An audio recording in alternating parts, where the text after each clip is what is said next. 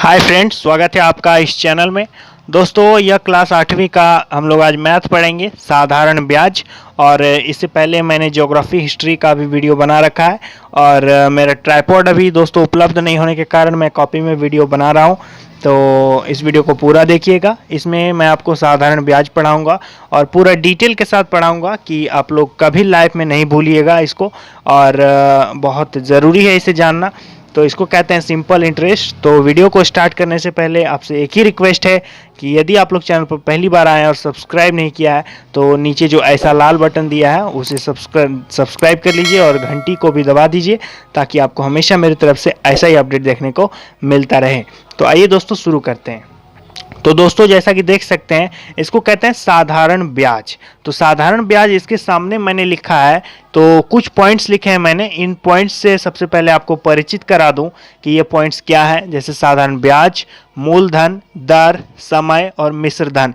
ये शब्द से आप परिचित हो जाएंगे, इसे समझ लेंगे तो फिर ये बनाना आपके लिए चुटकी का खेल है। तो आइए इसे समझ सकते हैं। तो साधारण ब्याज जो दोस्तों, सबसे पहले मैं बता दूं कि ब्याज किसको कहते हैं। जैसे कि मान लेते हैं आप किसी से 100 रुपया लिए, ठीक है।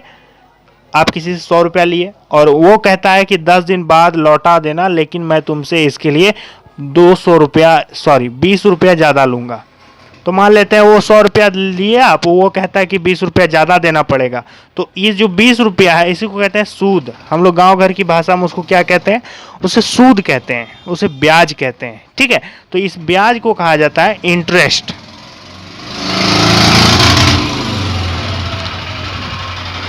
तो दोस्तों, इस ब्याज को क्या कहेंगे? इंटरेस्ट कहेंगे, और घरेलू भाषा में इसे सूद कहते हैं।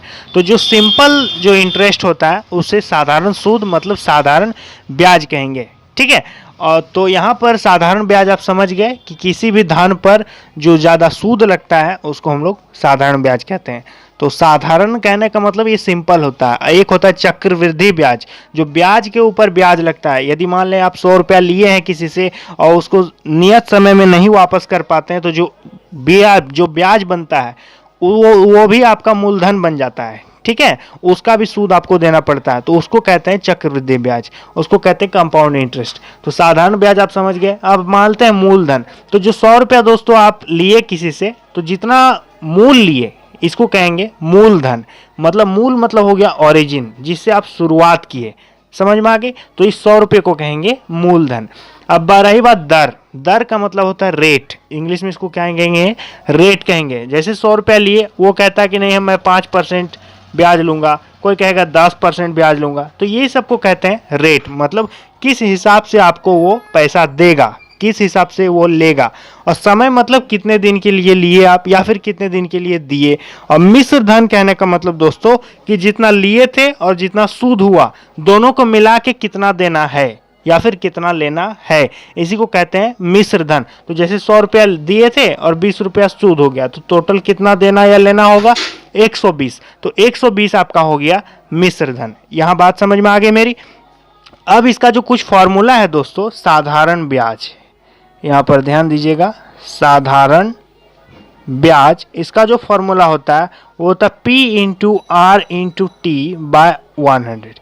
अब P क्या है, R क्या है, T क्या है? तो साधारण ब्याज इसको शॉर्ट में कहते हैं SI। SI मतलब सिंपल इंटरेस्ट। मूलधन इसको कहते हैं principal, P for principal.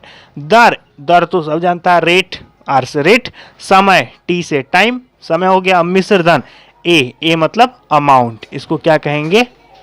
Amount कहेंगे। यहां बात क्लियर है। अब देख सकते हैं दोस्तों कि साधारण ब्याज हो गया P गुना R गुना T बटा 100। तो ये इसको कहते हैं साधारण ब्याज। अब इसको जैसे कि निकालना है, तो कितना ब्याज निकालना है। जैसे मान लेते हैं कि आप 120 रुपये किसी से उधार लेते हैं और वो कहता है कि मैं 5% के हिसाब से आपसे ब्याज लूँगा, ठीक है। और 2 साल के लिए आप ब्याज पर लिए कितना? 120 रुपये। तो अब आपका ब्याज कितना होगा? तो जो लिए वो तो P बराबर हो गया 120। किस दर पर बोला था वो? 5% दर पर बोला था। समय कितना के लिए आप? 2 साल, 2 ईयर्स के लिए लिए थे। तब आपका ब्याज कितना हो जाएगा? तो साधारण ब्याज का फॉर्मूला क्या है? P गुना R गुना T बटा 100। तो यहाँ क्या करेंगे? 120 हो जाएगा P, R हो जाएगा 5% गुना जो क्या है, टाइम 2 वर्ष बटा 100 कर देंगे, है ना। ये 1 0 0 कट जाएगा, 5 दूना 10 और ये 2 कट गया, यानी कितना निकल गया, 12 रुपया निकल गया इंटरेस्ट।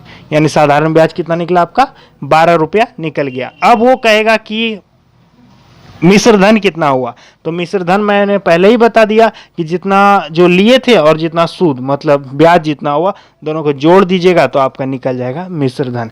यानी साधारण सी भाषा में SI बराबर क्या होगा, P प्लस तो साधारण सी भाषा में A बराबर क्या होगा, P प्लस SI, है ना। प्रिंसिपल में इंटरेस्ट को जोड़ देंगे, ठीक है। तो कितना लिए थे हम, 120 लिए थे, प्लस 12 रुपया ज़्यादा देना होगा, तो 132 रुपया हमको टोटल देना पड़ेगा। तो इसी को कहते हैं मिश्र धन कहते हैं। तो यहाँ बात समझ गए आप मेरी। तो दोस्तों ये साधारण ब्याज बहुत ही सिंपल है। अब दोस्तों एक चीज़ यहाँ पर जानना ज़रूरी है कि जैसे कि आपसे कोई पूछ देगा कि मूलधन मान लेते हैं दिया हुआ है, कुछ रेट कुछ दिया हुआ है और साधारण ब्याज भी दे दिया है, लेकिन समय नहीं है, तो समय कैसे निकालिएगा। तो एक ही फॉर्मूला आपको याद रखना है कि SI बराबर P गुना R गुना T बटा 100, इसी को आपको याद रखना है। इसी से बहुत सूत्र निकल जाएगा।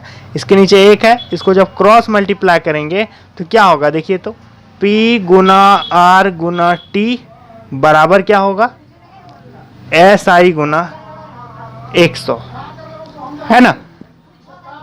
तब T बराबर क्या होगा, SI गुना 100